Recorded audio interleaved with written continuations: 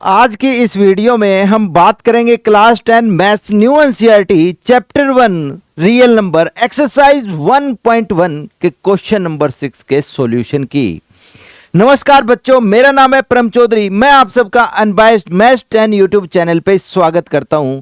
चलिए शुरू करते हैं। Question number 6, explain why 7 into 11 into 13 plus 13 and 7 into 6 into 5 into 4 into 3 into 2 into 1 plus 5 are composite number. हमें ये प्रूफ करना है कि ये दो नंबर्स आपको दिए गए हैं, फर्स्ट एंड सेकंड, और ये दोनों के दोनों बिलोंग करते हैं कंपोजिट नंबर को। सबसे पहले समझिए कि आपके कंपोजिट और प्राइम नंबर में डिफरेंस क्या होता है। जैसे कि अगर मैं बात करता हूं, कोई भी आपके पास मान लो कि कोई प्राइम नंबर है। प्राइम नंबर क्या होते हैं आपके पास? सिर्फ और सिर्फ प्राइम नंबर के only and only two factors होते हैं।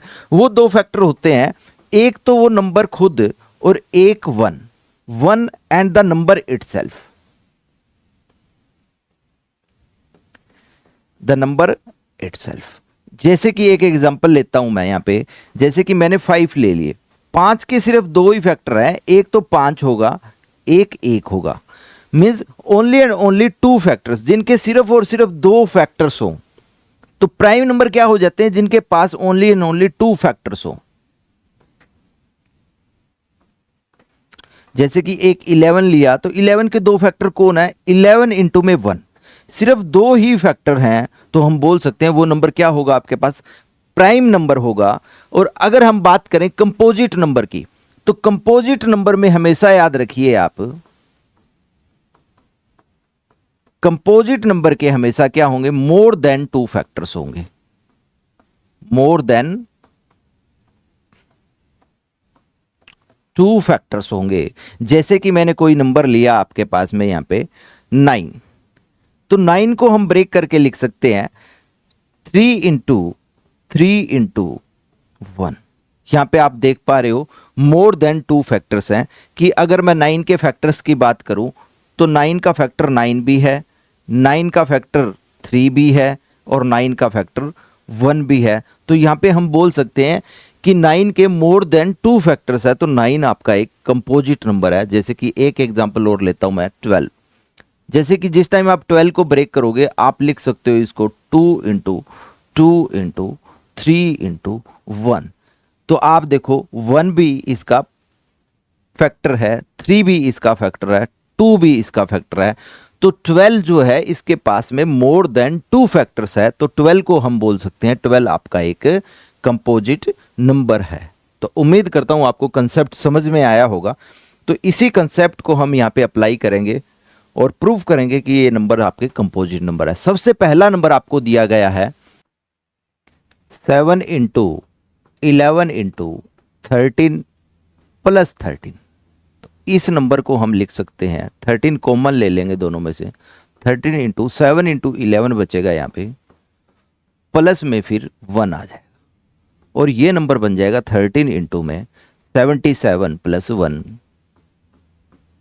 और ये नंबर आपका बन जाएगा 13 इंटू में 78। 77 प्लस 1 78 को फिर से फर्दर हम फैक्टराइज करेंगे, फैक्टराइजेशन करेंगे।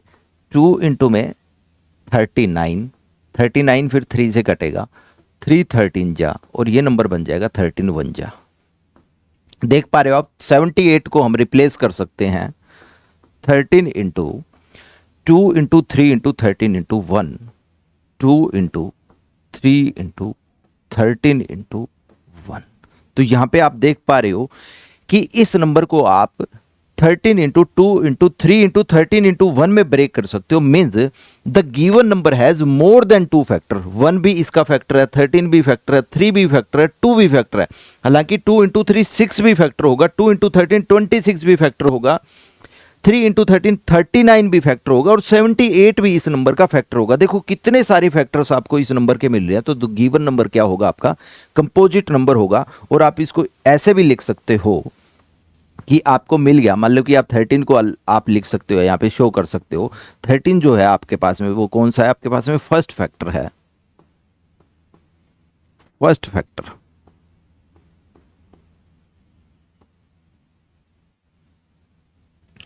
2 आपका सेकंड फैक्टर है,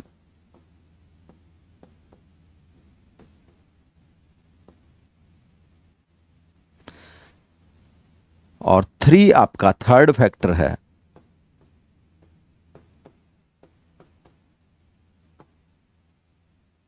और इसका 1 भी एक अपने आप का फैक्टर है, तो आप बोल सकते हो ये फोर्थ फैक्टर होगा आपका। और भी काफी फैक्टर हैं, लेकिन आपको प्रूफ करने के लिए क्या चाहिए, मोर देन 2 फैक्टर्स आपको शो करने हैं। तो यहां पे हम लिख सकते हैं सिंस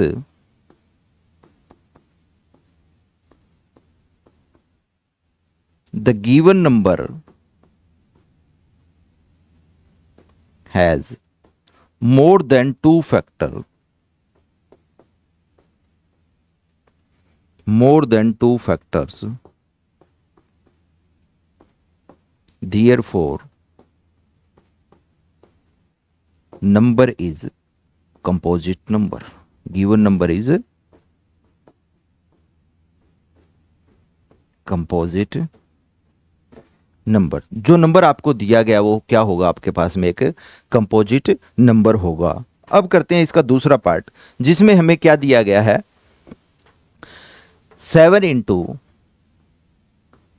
6 इंटू 5, 4 3 2 इंटू 1 और प्लस में फिर 5 दिया है। तो अब देखिए यहाँ पे 5 है और यहाँ 5 है। 5 can be taken as common, यहाँ बचेगा आपके पास 7 into 6 into 4 into 3 into 2 into 1 और प्लस में ये 5 बन जा 5, तो ये नंबर आपके पास बन जाएगा 5।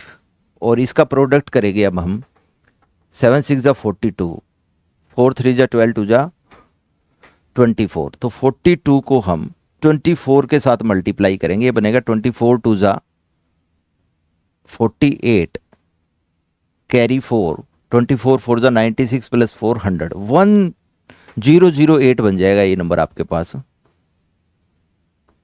और प्लस में 1। तो इसको हम लिख सकते हैं 5 इंटू 1009, 1009 इंटू में 1 और आप इसको लिख सकते हो।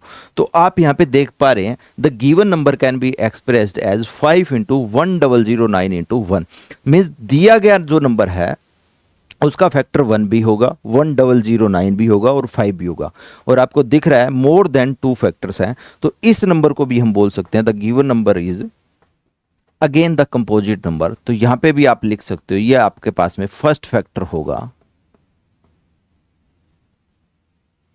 109 आपका सेकंड फैक्टर होगा, और 1 आपका वहां पे क्या होगा, थर्ड फैक्टर हो जाएगा।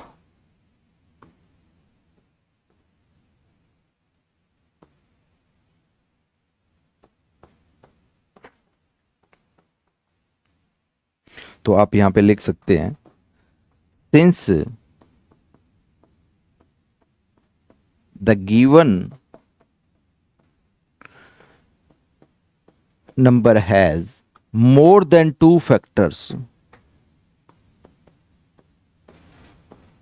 more than 2 factors, therefore the number, the given number is a composite number।